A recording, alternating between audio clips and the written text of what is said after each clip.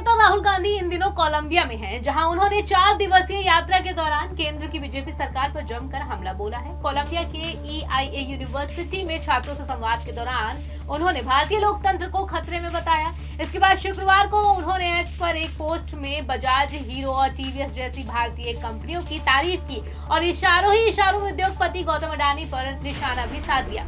राहुल गांधी ने अपनी पोस्ट में बजाज पल्सर के साथ तस्वीर शेयर करते हुए लिखा, कोलंबिया में बजाज, हीरो और TVS का शानदार प्रदर्शन देखकर गर्व महसूस हो रहा है। ये दिखाता है कि भारतीय कंपनियां नवाचार की ताकत से आगे बढ़ सकती हैं, न कि क्रोनी कैपिटलिज्म की बैसाखी पर। क्रोनिज्म शब्द का इस्तेमाल कर राहुल गांधी ने केंद्र सरकार पर मित्रों और कारोबारियों को फायदा पहुंचाने का आरोप लगाया, जिसका तीर अडानी और अंबानी जैसे बड़े कारोबारियों की ओर माना जा रहा है। EIA यूनिवर्सिटी में छात्रों से बातचीत के दौरान राहुल गांधी ने कहा कि भारत में लोकतंत्र पर सबसे बड़ा हमला हो रहा है।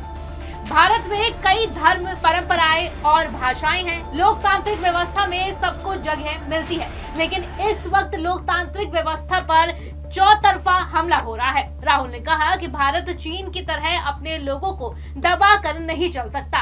राहुल गांधी के बयानों ने भारत में सियासी तूफान खड़ा कर दिया। बीजेपी ने इसे भारत की छवि खराब करने की साजिश करार देते हुए कई नेताओं ने एक सुर में राहुल गांधी पर हमला बोला। बीजेपी के IT सेल और social media head Amit Malviya ने कहा, राहुल गांधी खतरनाक और भ्रमित है। विदेश में लोकतंत्र और लोगों को नीचा दिखाते हैं। जनता ने उन्हें 90 बार से ज्यादा ठुकराया। 2024 चुनाव से पहले विदेशी हस्तक्षेप मांगा। LOP पद के लायक नहीं है राहुल।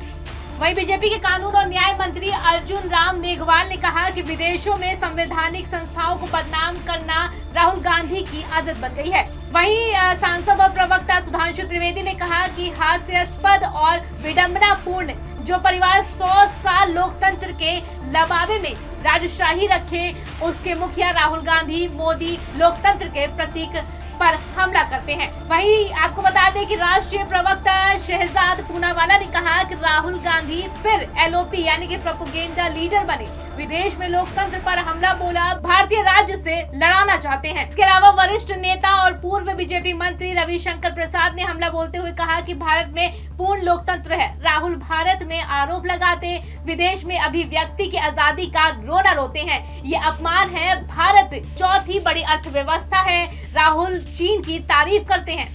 इसके अलावा आपको बता दें कि राष्ट्रीय प्रवक्ता यानी कि बीजेपी के राष्ट्रीय प्रवक्ता गौरव भाटिया का बयान सामने आया। उन्होंने कहा कि राहुल फिर भारत को विदेश में नीचा दिखा रहे हैं। लंदन, अमेरिका के बाद अब कोलंबिया में अपमान कर रहे हैं। साथ ही राष्ट्रीय प्रवक्ता सैयद शहनवाज हुसैन ने भी हमला बोला। उन्होंने कहा कि राहुल गलती कर रहे हैं। विपक्षी चिंता देश में उठाए, ना कि विदेश में बदनाम करे। लोकतंत्र मजबूत है इमरजेंसी के सिवाय। साथ ही आपको बता दें कि बीजेपी नेता प्रदीप भंडारी ने भी राहुल गांधी को नहीं छोड़ा। उन्होंने कहा कि गांधी वाड्रा ने भारत को गरीब रखा। मोदी के नेतृत्व में $4 ट्रिलियन की अर्थव्यवस्था देख जलन में राहुल गांधी हमला करते हैं। भारत विरोधी है राहुल गांधी। तो राहुल गांधी के बयानों ने भारत में सियासी तूफान खड़ा कर दिया है। बीजेपी ने इसे भारत की छवि खराब करने की साजिश करार दिया। पार्टी नेताओं का कहना है कि राहुल विदेश में जाकर देश को बदनाम कर रहे हैं, जबकि भारत के PM नरेंद्र मोदी के नेतृत्व में वैश्विक शक्ति के रूप में भारत उभर रहा है। बीजेपी ने राहुल के क्रोनिज्म वाले बयान को भी आड़े हाथों लिया और इसे उद्योगपतियों के खिलाफ बेबुनियाद हमला बताया। राहुल का ये बयान और बीजेपी का तीखा पलटवार एक बार फिर दोनों दलों के बीच सियासी जंग को और तेज कर रहा है। लेकिन आपका क्या कहना है इस पूरे मामले में, इस पूरे मसले में अपनी राय जरूर रखें। धन्यवाद।